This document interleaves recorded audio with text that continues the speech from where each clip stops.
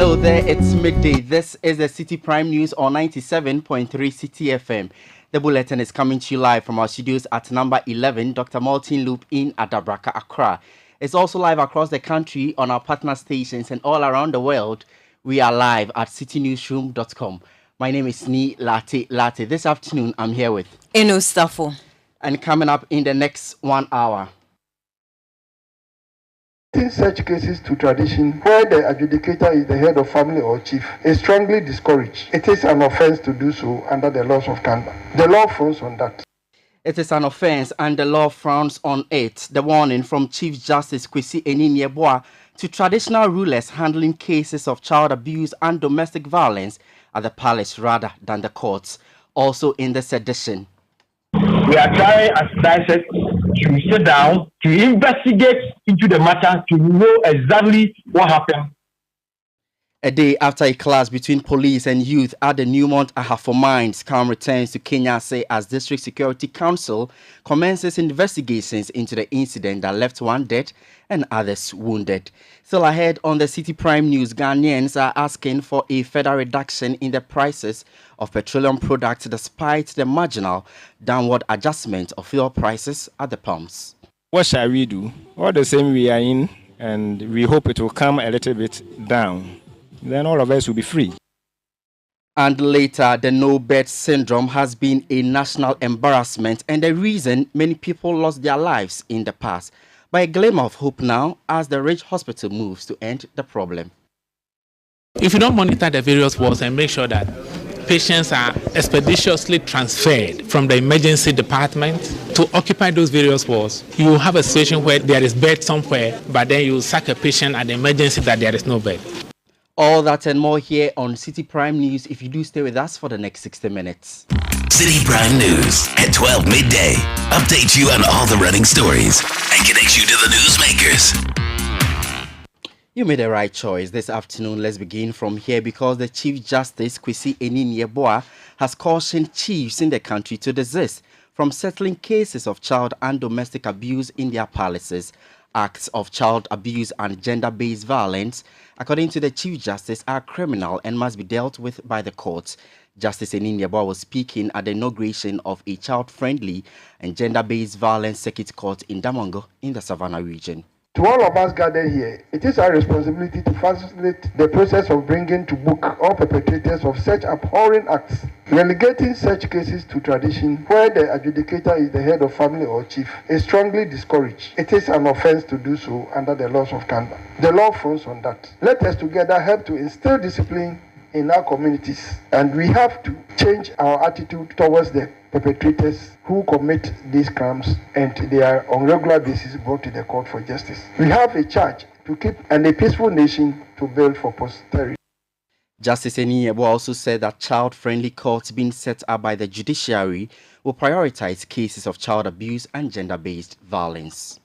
The Judiciary, together with the support of our cherished development partner, UNICEF, have provided the requisite facilities in this court, thus designating it as a child-friendly, gender-based violence court to additionally handle cases which pertain to abuse against women, men and particularly children. The child-friendly, gender-based violence court, which hears cases falling within the jurisdiction of a circuit court, is expected to prioritize cases involving domestic and or gender-based violence against women, men, and particularly children. The court has been designed to provide a welcoming and friendly atmosphere for child victims, in particular, and women who are traumatized as a result of domestic and gender-based abuse and are brought to court to testify. It has been purposely built to ensure that such victims have no contact with the perpetrator in the course of testifying. I hereby entreat our court staff to continue to exhibit a high level of professionalism as they carry out their duties. That's Chief Justice Kwesi Enin-Yeboah. Calm has returned to Kenya in the Citi North District of the Ahafo region following a clash between the youth and security personnel of Newmont Ahafo Mines. The Citi North District Security Council has begun an investigation into the violent incident which resulted in the death of one person and injuries to many others. Speaking to City News, the District Chief Executive for Citi North, Anthony Mensah, says security has been beefed up in the area.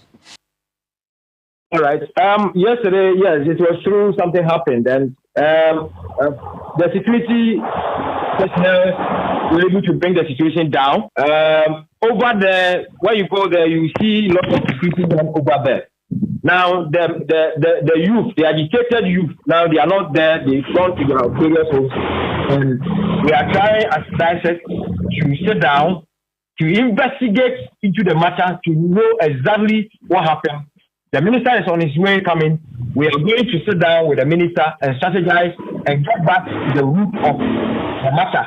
And then we will take the same opportunity to visit those families that are affected and also visit the scene where it happened, Niemont jurisdiction.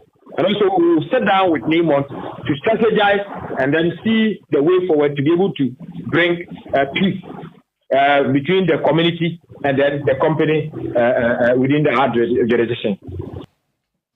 That was the district chief executive for Asutifi North, Anthony Mensah.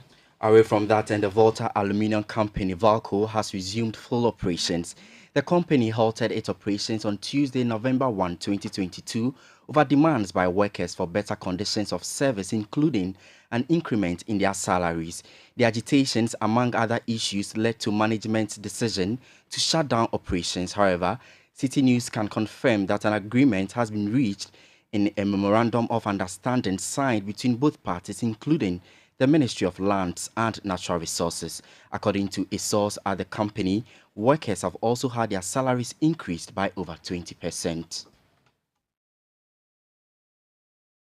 Customers of petroleum products are calling for further reductions in the price of fuel to help cushion citizens in the current economic situation. The call comes on the back of a marginal decline in the price of petrol and diesel at some pumps across the country.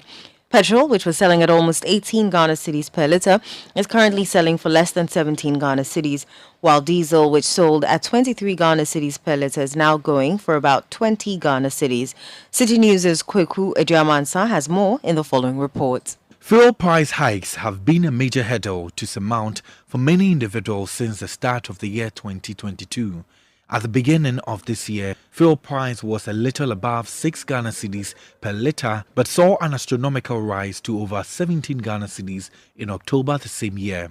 With fuel being one of the major drivers of the economy, many facets have been affected.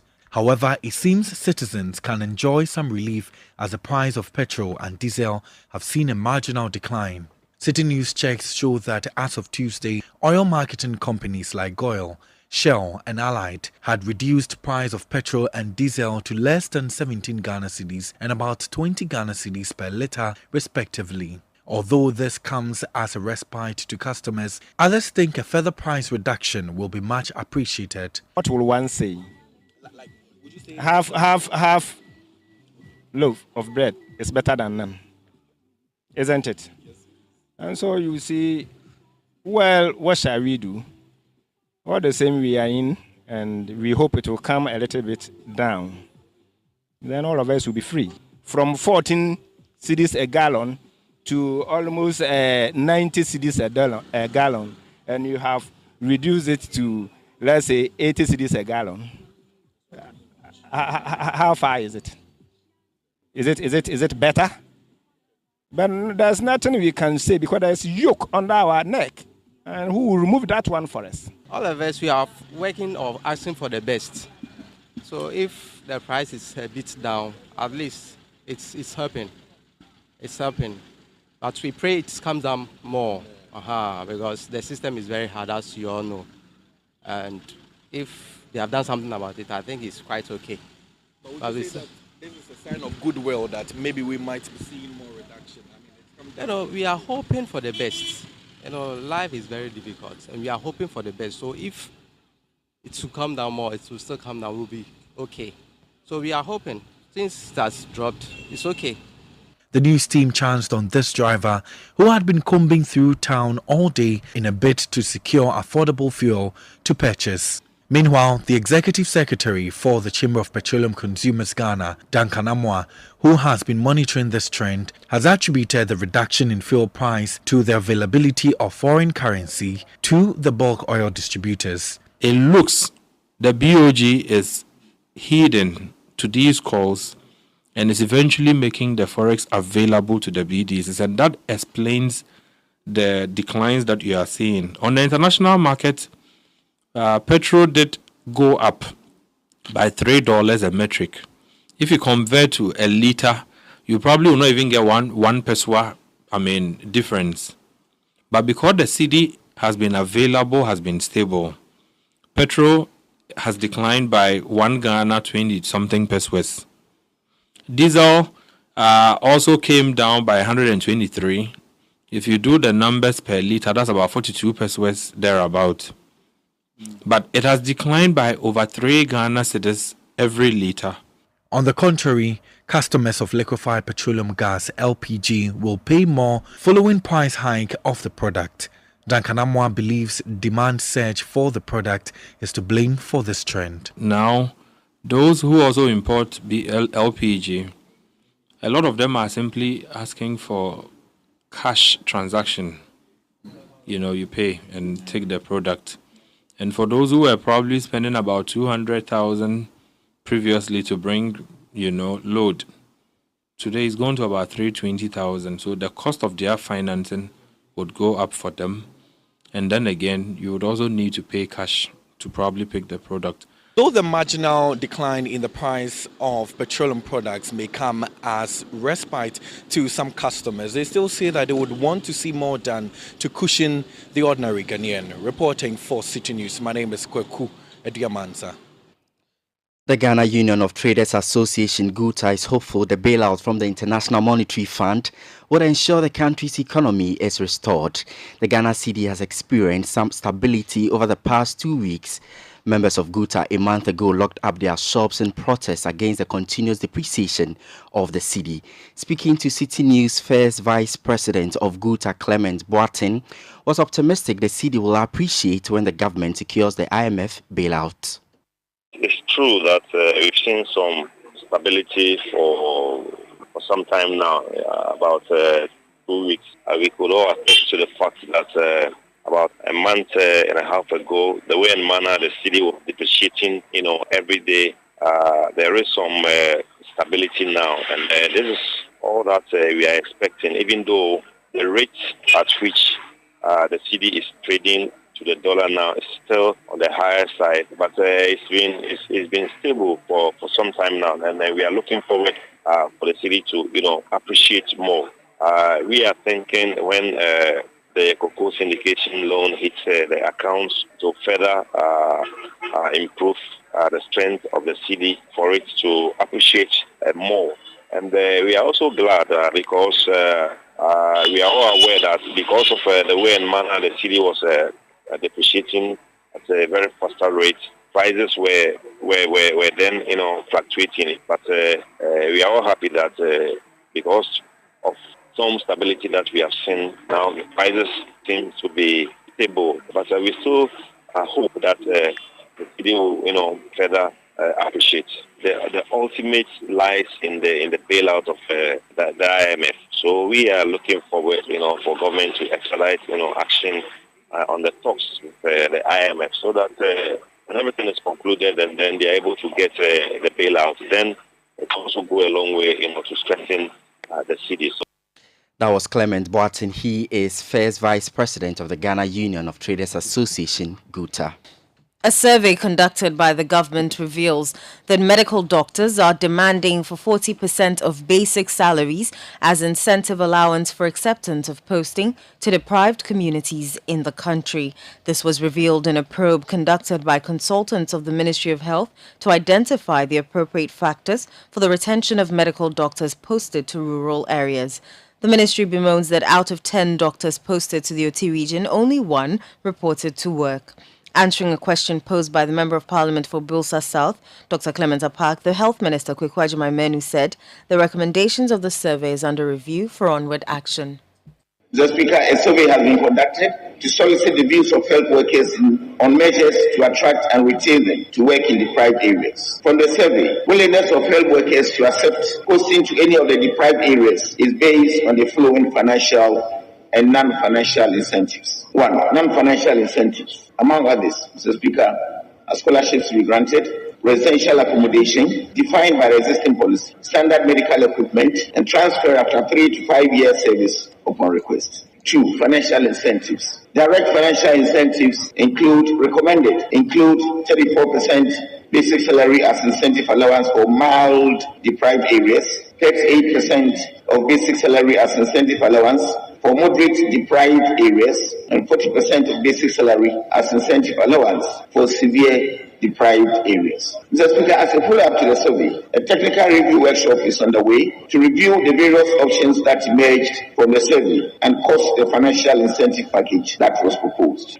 For the next steps, Mr. Speaker, we are considering the validation of deprived districts at the regional level, the conduct of a validation meeting with stakeholders to recommend the policy options and the costing of the incentive package, preparation of a cabinet memo, and submission of this memo to Cabinet for consideration. Finally, Mr. Speaker, we will consider a parliamentary approval for the findings to assist implementation of the incentive package. It is hoped that this will help ensure that medical doctors and other professionals accept postings to deprived and or underserved areas in order to attain the goal of the universal health coverage. You heard the Health Minister Kweku Agyeman-Manu. And still on health, because the Greater Accra Regional Hospital, popularly known as the Ridge Hospital, has set up a 7-member bed management committee to deal with the issue of no-bed syndrome in the health facility. The no-bed syndrome has over the years been a topical issue, as some health facilities have been rejecting emergency cases due to the lack of beds, which sometimes leads to the death of patients. Speaking at a ceremony to mark the Greater Accra Regional Hospital's 5th anniversary, Medical Director Dr. Emmanuel Srofenyo disclosed that the no-bed syndrome is gradually becoming a thing of the past. There is more in this report filed by Citi Newsroom and Shelley Zoo. The Greater Accra Regional Hospital, also known as the Ridge Hospital, since its operationalization 5 years ago, has been one of the country's topmost health facilities, delivering quality health care to Ghanaians. Highlighting some successes chalked over the years, its medical director indicated that management, through a 7-member committee, is gradually working at making the no-bed syndrome a thing of the past. The key reason why sometimes no-bed syndrome occurs is because sometimes if you don't monitor the various wards and make sure that patients are expeditiously transferred from the emergency department to occupy those various wards, you will have a situation where there is bed somewhere, but then you sack a patient at the emergency that there is no bed. And so to respond properly to this, we established the bed management committee. And so they go around every time, every 4 hours they go around to make sure that once there is a bed space somewhere, they identify the space and then they inform the emergency department for patients to be transferred to occupy those beds to create space within the emergency, so that at all times we have a bed space within the emergency department to receive any emergencies that are transferred. Very occasionally, we do have situations where almost every place is full. When that happens, then if we are unable to receive a patient, we'll still receive the patient, provide first aid. Sometimes you see us putting patients on chairs. Then we provide first aid to the patient. Then we call other centers, and then we negotiate with them, and then the patients are then transferred by the ambulances to those centers. Management of the hospital also indicated that the number of patients who visit the facility has increased over the years, making it difficult to accommodate them. They are therefore calling on the government to speed up the completion of the second phase of the hospital's expansion project in order to deliver quality health care to the populace. 2 of the departments have not been catered for within phase 1, and these are pediatric department and internal medicine department. So the pediatric department is sharing the space that was actually created for obstetric department. So they are now having to share. In the same way, internal medicine department is also sharing in the area that has been designated for surgical department. So if the phase 2 project comes on, these 2 departments, pediatric department and internal medicine department, they will now have their own space and they will be able to provide services better than they are doing currently. The general outpatient department is also in phase 2, so which we don't have. So we are having to squeeze ourselves in the old block here.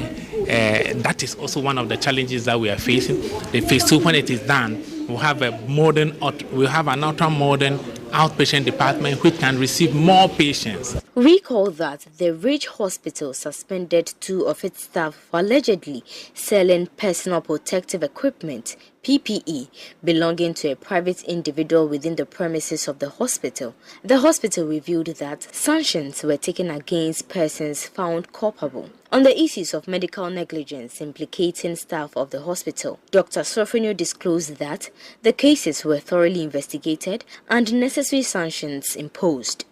After the investigations were thoroughly done, we realized that the person's mistake or error or infraction was the fact of conducting sales on government premises. This is a government facility. And so the due punishment as prescribed was meted out.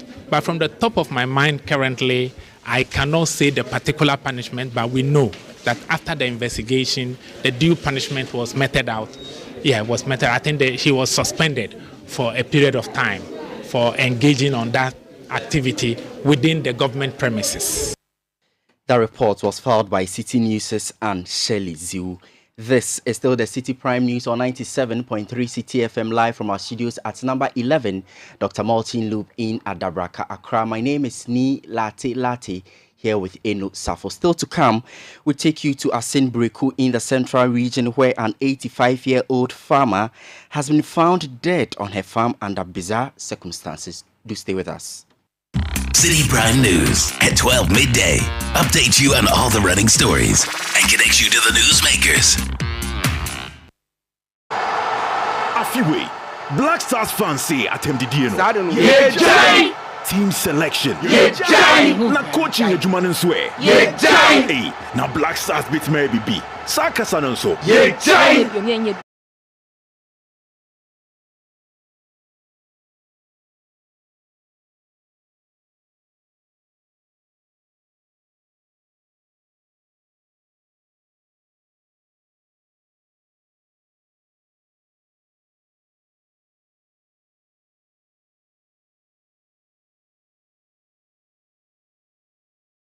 Can become the house.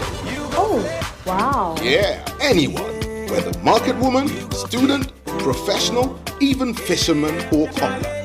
YouGoFlip, a real estate gaming platform that allows you to play and stand the chance of winning a house, cash, or other prizes, such as savings towards the house. Simple and easy to play. Visit www.yougoflip.com. Buy a ticket to enter the game.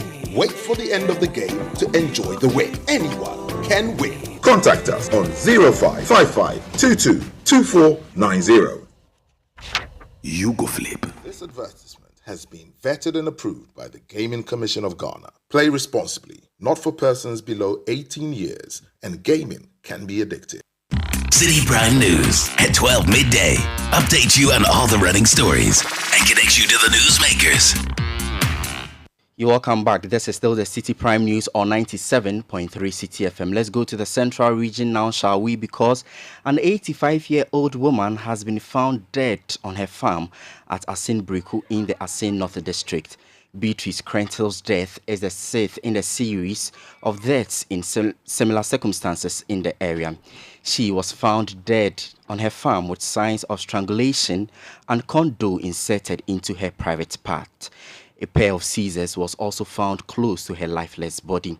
Here is Asin Breku District Police Commander DSP Moses Osakuno. Give the community, to give them all security tips, to let them understand that policing is a shared responsibility. And you know, police, we don't work with miracle. Put it one, we don't work with miracle, we don't work with spirit. Physical. If you don't give us the information, how do we know? Meanwhile, the thing is happening in the town. 2, the thing is happening in the bushes. And these bushes, they all have their boundaries with their friends. And what we are telling them is, everybody have to add himself into protecting our people. 1, let's form a watchdog committee, you understand? Everybody must help, be like a brother's keeper. Share everything with your brother. Your farm is here, mine is here. Please, let's coordinate, let's cooperate. 2, when you are going to farm, unlike the first time, you can go alone. Now, things has changed. Go in groups. Either 2 or 3. Don't say I'm a woman, I'm a man, and you walk about 1.5 miles into the bush alone. No, don't do that. Formerly you can go, now you cannot go. So that is what we are calling personal security. All these things must take control. If you do this, we'll be safe. Now, the watchdog committee have to add themselves to the police. They have to help the police. If they do that, I can assure you, and that's why we have the community engagement. For the people to understand that we must do something and don't leave the job alone for the police. Police work only basis on the information. If you can give us the information, and thank God now, the technological world, you can be anywhere, and it doesn't mean that you have to pay a lorry fare or you have to walk so many distance to. The commander is giving you his numbers. You understand? And he said, this is my number. Even if you don't believe any police personnel within the district, take the commander alone. Just call me, give me the tip, and I tell you, we shall work for you. But if you think, oh, because police are being paid, that is their mandate. If you don't help police, please, we can't go anywhere. And that is why we have engaged the whole community. Asin Breku District Police Commander DSP Moses Osakuno speaking there. Let's go to the region now and speak to regional correspondent Calvis Tete and get more from him. Well, Calvis, this is a sixth in a series of deaths recorded in the region in a similar fashion. You say, what really has been happening? Well, the people of Asin Breku in the Asin North District of the Central Region are in a state of shock, one, and then they are also worried that similar fashion, a crime has been committed in similar fashion by some individuals who are unknown in the community. And interestingly, if you look at the ages of these women, they are about 60. We don't know what exactly they want from these women, the reason why these women are being killed. The last woman who was killed, Beatrice Krenzel, happened to be a farmer. She went onto a farm to plant some produce. The family has been expecting her to return from the farm, but waited and waited.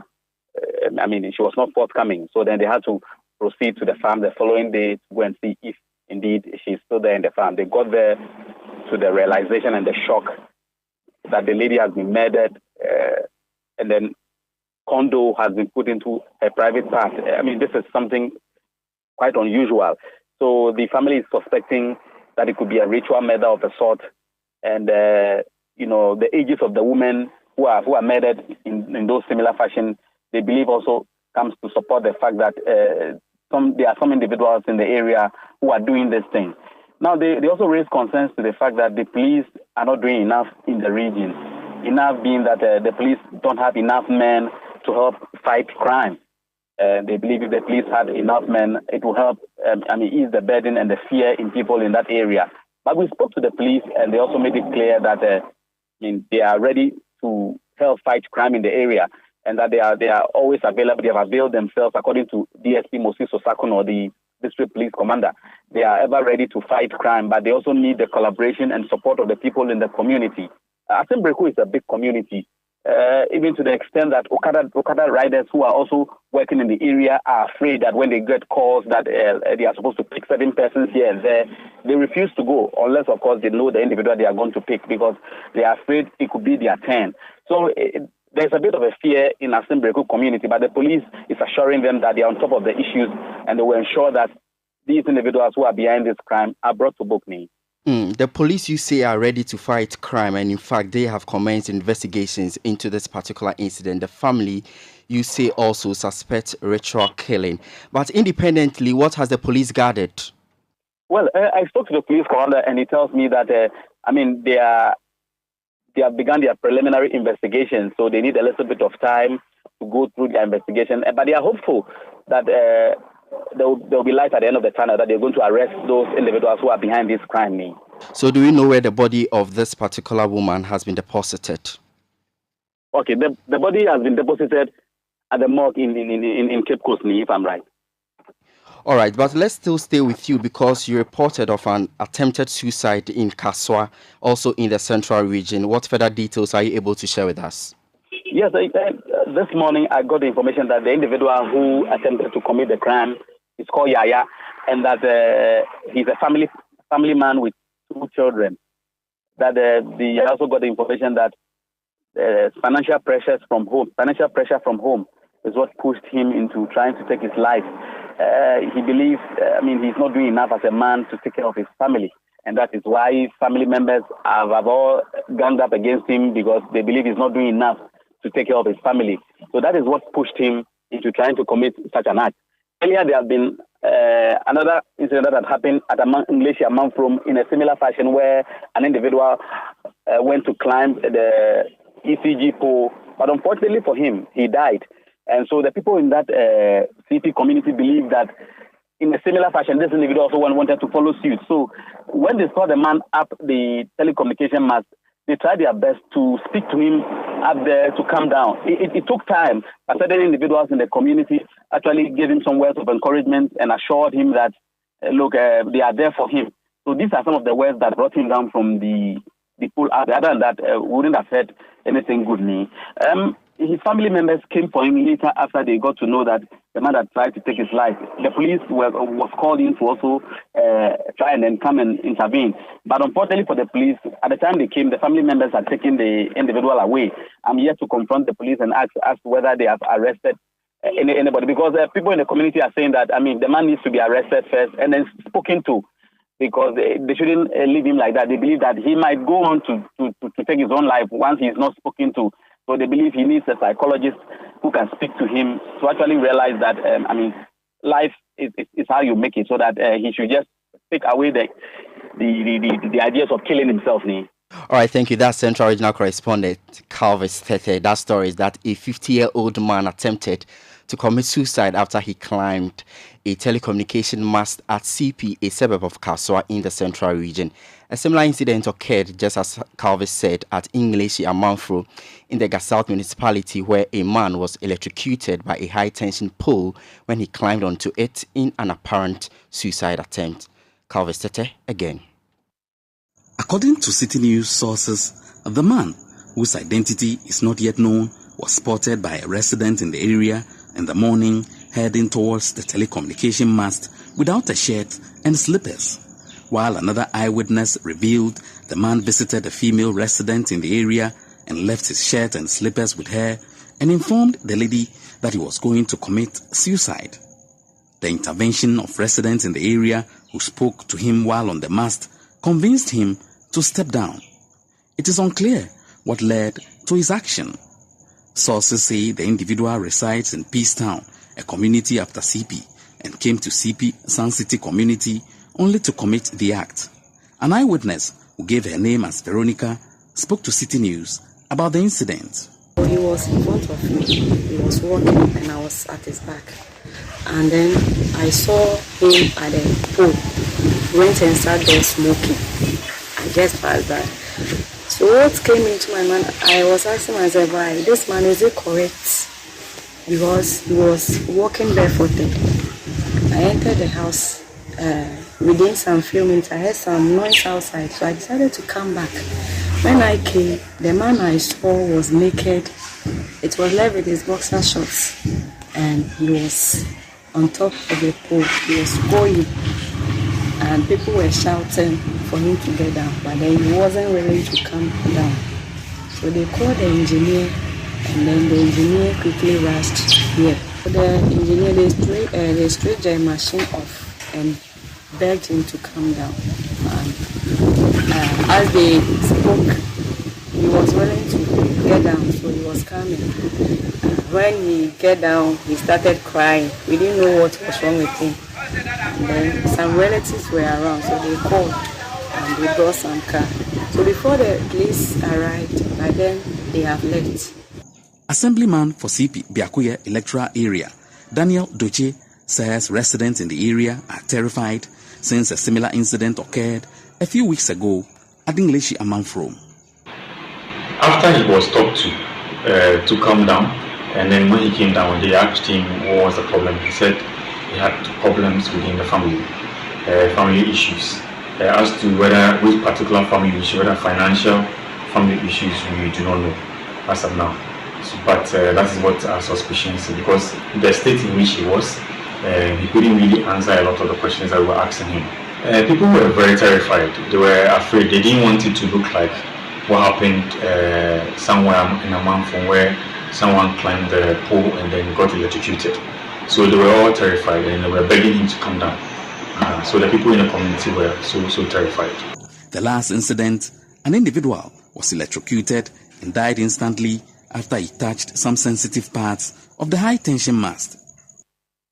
Central Regional Correspondent Calvis Tete with that report. A rice farmer and chairman of the competitive African rice platform, Yao Edupoku, has called for more comprehensive ways to make food available and cheaper for Ghanaians. Despite lauding the efforts of the Ministry of Food and Agriculture for the Planting for Food and Jobs market, Dr. Edupoku said more ought to be done. Speaking to Citi News, Yao Edupoku also called on government to cushion farmers to be able to produce foodstuff at affordable prices for Ghanaians. The minister is trying to show that, yes, food is available. Getting it to Accra is an issue. What we need to do is that we should isolate it and make it a pilot project and then think around it. How do we get food to the urban areas where it's needed? It is not only the ministries who eat. All of us eat. So how do we make it possible for all of us to eat? We need to go back and rethink. That is the problem we are facing. The leadership is not giving what makes us call them leaders. We should be thinking outside the box. What will make food affordable is that when the farmer is well resourced, then food will be more, affordable. That was a rice farmer and chairman of the competitive African rice platform, Yao Edupoku. Moving on, sales executives at the Ministry of Food and Agriculture are pleading for support from the security agencies to aid in enforcing law and order at its PFJ market. The Planting for Food and Jobs market was started by the ministry to bring relatively cheap foodstuff to Ghanaians. Some foodstuff which were sold during the 3-day initiative at the ministry's premises include plantain, yam, local rice, and vegetables. Speaking to Citi News on day 4 of the initiative, which has been introduced at Tudu Market, some of the sales personnel cited the chaotic scenes as one of its main challenges. So we are pleading the government from tomorrow gone, it should give us a security, because without security, it's not easy. Even some people are hurting themselves. We are so worried. So we are pleading the government from tomorrow going to give us security. That will help us. That will help us. We are pleading. Was it that chaotic here in the morning? Yes, very serious. Even some people are falling down. Some people are knocking people. I don't know how to explain it. So we are pleading. All we need is security. All we need is security. Alifatu Adams is a sales executive with the Ministry of Food and Agriculture. Meanwhile, some market women expressed satisfaction with the initiative. Today I came here to buy plantain. Apparently on Tuesday I was able to purchase yam, and if you could look at the prices, they are good, because when you go to the market you get a small size of yam for 10 cedis, 15 cedis, but the biggest in it is unfortunate today they didn't bring yam for you to see. The yams are bigger and it's affordable. At least it's good for us. What I am thinking is that if the government will rather, the way we will sustain it, the sustainability is our issue, because if at least the government could do something for it to be sustained, like there will be, they are portioning a place so that the farm will bring the produce and then the people will go there and buy. I believe that it will help us a lot, because going to the market now, it's killing. Today we bought a plantain, and how the plantains are affordable. We have 10 cedis, we have 15 cedis, we have 20 cedis, and what you want to buy pertaining with your money, Sikabia Ukutebia can buy a plantain, and it's affordable from 5 cedis to 25, and it is affordable. We say a big kudos to the Greek minister. He is doing a very good job, and we pray that the good Lord will help him to sustain this work so that people of Ghana will also be happy. Those were some market women at the Tudu market here in Accra. Akosua Oche was there. She joins us on the line. Akosua, welcome to the Citi Prime News. So today, the cheap market was moved from the premises of the Food and Agriculture Ministry to the Tudu market. Really, what has been the reaction by both buyers and market women? Thank you, Nilate. So, like you rightly said, today it's been on the market since 6 a.m. And initially when we spoke to the market women when this initiative was about starting, they indicated that they were not too excited because they felt that their businesses were not going to go on well. They were not going to get more customers to come to their end. But it's rather the opposite because speaking to some of them, they're extremely excited because they could get it at cheaper prices and then go and sell it to their customers. Interestingly, they've also been putting up this attitude where when they come, they pick up a bunch of plantain going for maybe 15 Ghana cedis and go and sell it at about 60 Ghana cedis to the customers. So this is what is going on here. Even though they are excited, this is the attitude that they are putting on. Now, from the side of the sales executives, they've not really been excited because everybody wants to get to their share of the food stuff that is being sold here. And is that the cause of the chaos or disorderliness we are witnessing at the Tudu market?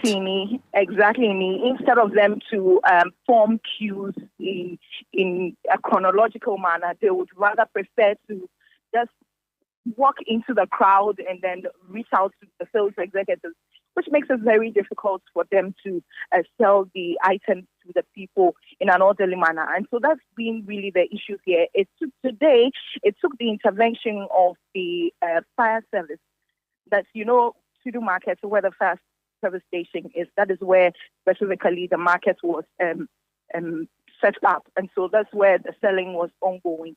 So right when it became very chaotic, they had to bring in the fire service personnel to ensure law and order. Indeed, we cannot have the fire service to be there to do these things every day. Indeed, that's not their work. And so they are calling for all the security agencies, if the police, even have maybe the MPCD, those who are stationed within the market to aid in this particular exercise. It will help them make more sales. But let's talk about the buyers who have thronged the Tudu market to purchase some food items. Today, what really is on display? So today we just had plantains, and so they wanted to see the reaction of the market women. They wanted to see if they could get more people come to the market to buy, and so they decided to start with the plantain. As they started last week Friday, it was just the plantain. Subsequently, we saw them bring the yams, and then later on we saw rice, local rice, and then we also saw vegetables. And so they are promising us that as they have started today with the plantain, for which all has been sold, they are hoping to have other food stuff also be brought to the market from tomorrow ongoing. So today is day 4 at the Tudu market. Are you able to tell us where the next market will be taken to? Not yet. They have not communicated that to us, but I think Tudu market would be the place where they would want to start off with and then make more sales there before moving on to another point. And so it's Tudu market for now. All right, thank you. That's Akosua Oche, Citi News' reporter at the Tudu market, where the Ministry of Food and Agriculture has taken its planting for food and jobs market there. Let's do some other stories now. A former Minister of Transport, Fifi Fiave-Kwete, and aspiring General Secretary of the National Democratic Congress, says the party needs an astute scribe to steer its affairs to win the 2024 elections. The former Keti South MP believes the implementation of systems to effectively monitor activities before, during and after the general elections is key to winning victory. The following report has more. Addressing the media after vetting and balloting, Fifi Fiave-Kwete indicated that he has all the qualities to occupy the General Secretary position. According to him, the party's defeat in the 2020 elections is a clear indication that his two contenders who played important roles in that contest proved unfit for the position. In 2020, we saw that situation. My two colleagues I'm contending with, both were in that situation in 2020. One of them was in charge of the elections, that's the director of election. The other was the deputy general secretary in charge of operations. So effectively, those two were in the very heart of the operations of the party, and they clearly failed in their job. They both slept on their job. One who was in charge of the director of election was unable to ensure that even the collation of the result was done on time. And of course, if you fail to collate result on time, you cannot blame the opponent for stealing that election. I was communication officer or propaganda secretary in 2008, and I took an additional job of collating results on behalf of this party, and we did it on time, and that was what saved this party in 2008 when MPP tried the same thing that they tried to do in 2020. They failed to do. Dr. Catherine Denu, who is aspiring for the Deputy General Secretary position, also noted that she is the best person to occupy the position. According to her, delegates must give her the nod come December 17. Dr. Mrs. Catherine Denu is contesting for Deputy General Secretary.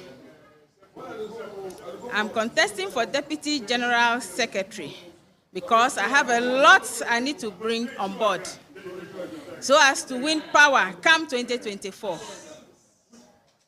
I've been the Deputy National Women Organizer at the national level before. I know what goes into elections. When we talk about elections, it's just about getting the numbers, getting people to vote so that we win elections. Political party, the biggest agenda or our goal is about winning elections. So we have the operation side and then the administrative side. Administratively, when things are really good at administrative level, that is when we are able to move the party forward. Together with whoever will become the secretary, I am ready to partner with that person as the deputy. We work together to garner more votes for the party so that we win elections come 2024.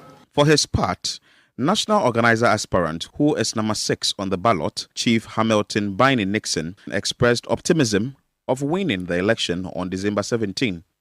Vetting is done by the grace of God. As you all know, I'm aspiring to be the next national organizer for the NDC. We did the balloting, and I'm on number 6. All I want delegates to know is that we need somebody who can help strengthen the structure of this party. After the party structure is strengthened, you need to protect what it is into the general election, as in the vote. You need security. And then the last one is the support. These are the 3 key message that I'm going around telling the delegates. I'm very optimistic that I will be the next national organizer of the NDC. I thank you all for your support. I pray that we all live to see 17th December.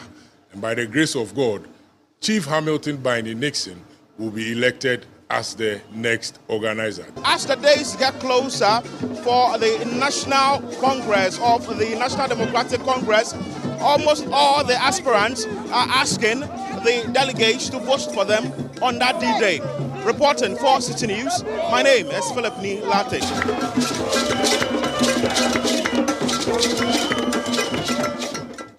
And one more person has been remanded into police custody in connection with disturbances during the delegates' conference of the National Democratic Congress in the Ashanti region. The suspect, Bashir Atta, was refused bail by the Asokore-Mampong District Court after the prosecution insisted that the police needed more time to investigate the matter. Citi News' Ashanti regional correspondent Hafiz Tijani reports. 2 persons sustained injuries during a confrontation between unidentified thugs and some police officers at the Baba Yara Sports Stadium when the NDC was holding its regional elections. Police say they are looking for 3 other persons who are suspected to be part of the disturbances. Suspects Mahfouz, Abdurrahman and Munta are currently at large. One of the suspects who appeared at the Asokore-Mampong District Court was charged with conspiracy and attempt to commit murder. Although the lawyer for the accused person prayed the court to grant his client bail, the prosecution argued that the police needed ample time to investigate the matter. Has been remanded. The 4th. Yeah, though the player was not taken. We just read the court read the charges to him, and then the facts were made known to the court. So he was remanded to appear on 24th. Some of the charges were? It's attempted murder, conspiracy to commit crime to with murder. Yes. What happened to the lady who also sprayed the pepper spray? Oh, yeah, this was not. I'm sure she was taken to court yesterday, and then the court granted her bail.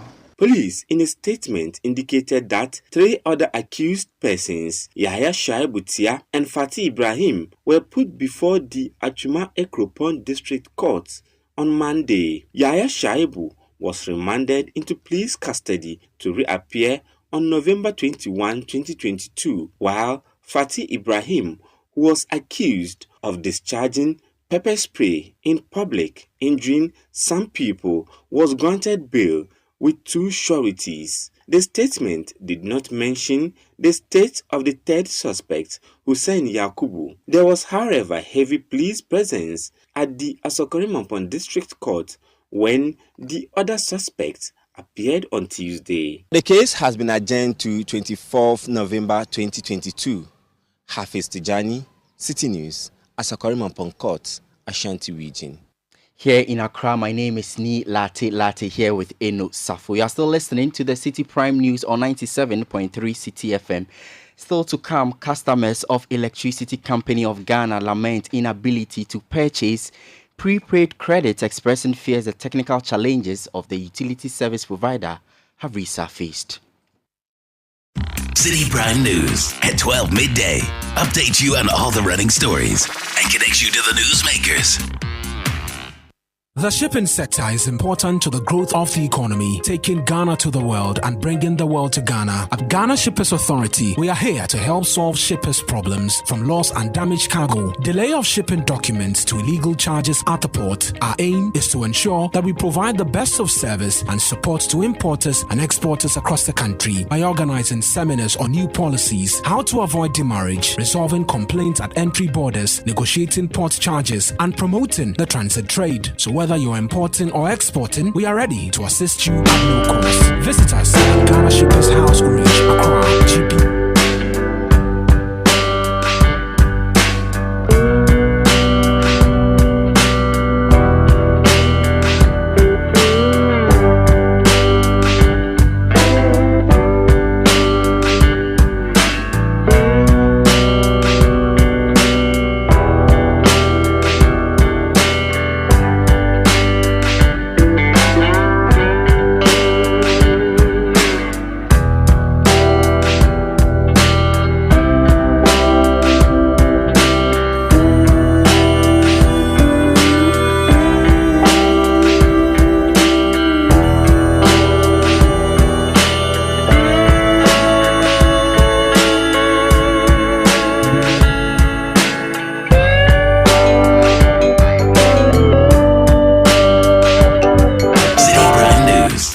Midday.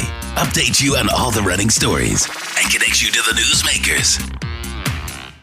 You're welcome back and thanks for staying. Now, City News has received several complaints from customers of the Electricity Company of Ghana with regards to their inability to purchase prepaid credit.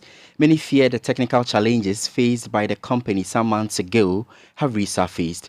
Checks by City News at about 4 private and ECG prepaid vending points indicate that customers are now able to purchase credit, although there is a delay of about 5 to 30 minutes depending on the type of meters used by the customer. Attempts to get some responses from the external communication outfit of the company have not been successful. A customer of ECG has been speaking to City News. Yesterday, a friend sent me to buy prepaid for her, and I went there. The network is very down, so it's a very long queue. So I waited before it reached my turn. I went there around 6:30, but I left there around 7:30 before I went home. But you are here to buy another one today. Any challenge with that? I just entered, so as I can see, the line is moving. Yeah. What kind of meter do you use? This is the meter. I don't even know the name. It's a new meter that they just fix for us in a school. Okay. Yes. So you are buying for an institution? Yes, please. Yeah. How much are you here to buy? I'm here to buy 1,500. Yes. Last 2 weeks we bought 1,500. but I left is only 100 cedis. So I have to top up again. A customer of the Electricity Company of Ghana there speaking to Citi News' Fred Duho. The Western Regional Coordinating Council says it has adopted an anti-galamsey policy to fight illegal mining in the region. In the policy, chief executives of various assemblies have been made signatories to mining licenses given to miners in the region. This, according to the council, is to make the executives get involved in fighting the menace. Speaking to the media, Western Regional Minister Kwabena Okyere-Darko-Mensah also indicated that it will soon begin the deployment of river guards along various riverbanks. When it comes to galamsey, we have a policy, anti-galamsey policy, that we are currently working on them. Initially, we used to do swoops. Now we've stopped. We are now doing arrests because that's the only way we can stop people from mining on the river bodies and then in the forest. Other issues that we are also currently tackling when it comes to galamsey is that currently we are also getting our chief executives to be signatories to the mining licenses that are being issued. In fact, the president has agreed with all chief executives in Ghana, and they are now signing part. So they know those who have been given license to mine and those who have not been given licenses to mine. As we speak, on the 26th of this month, the river guards will be deployed along the river banks of the rivers in Western Region. And we are doing it one river at a time. That was Western Regional Minister Kwabena Okyere-Darko-Mensah. Let's go back to our story with the Electricity Company of Ghana and get a response from the utility service provider. Fred Johnson is Public Relations Officer for the Accra West region of the ECG. He joins us on the line. Good afternoon to you, sir, and thank you for joining us on the Citi Prime News. What are you able to share with us with customers' inability to purchase prepaid credit at any of your vending points? Well, good afternoon to you and good afternoon to your listeners.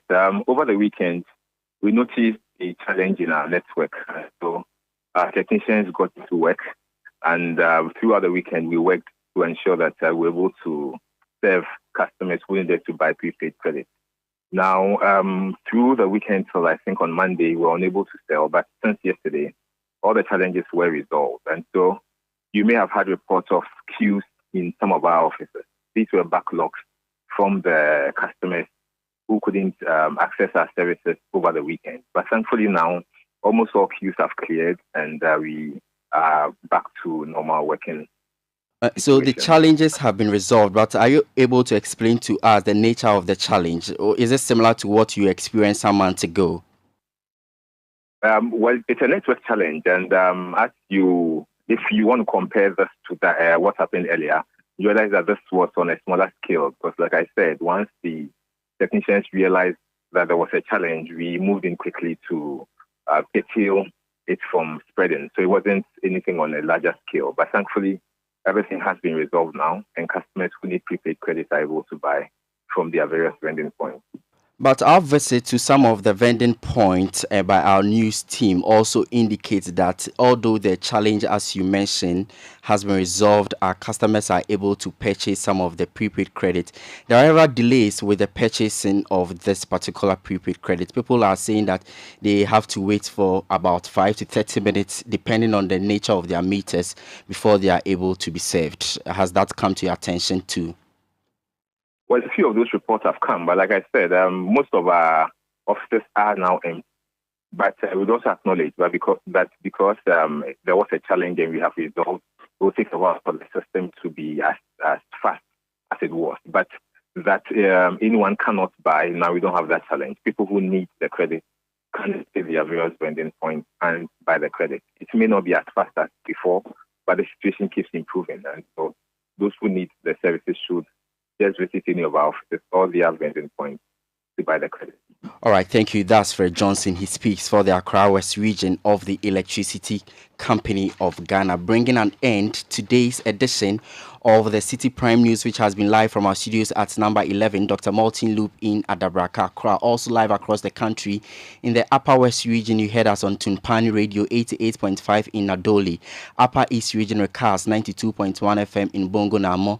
Northern region North Star Radio 92.1 in Tamale. Northeast Nobia FM 98.1 in Nalerugu. In the Western region, this was Beach 105.5 FM in Chakra. The Ashanti region, Focus 94.3 FM on the KNUST campus in Kumasi, and Orange 107.9 FM also in Kumasi. In the Volta region, this was Sela Radio 97.1 in Dabala and Holy FM 98.5 in Aplau. Many thanks indeed for your company. Please visit our website, citinewsroom.com. We have more stories there for you. My name is Ni Lati, and I was here with Eno Safo. Anita Kisimriku is next with the afternoon's edition of the City Business News. Have a pleasant afternoon. City 97.3 Accra. Get the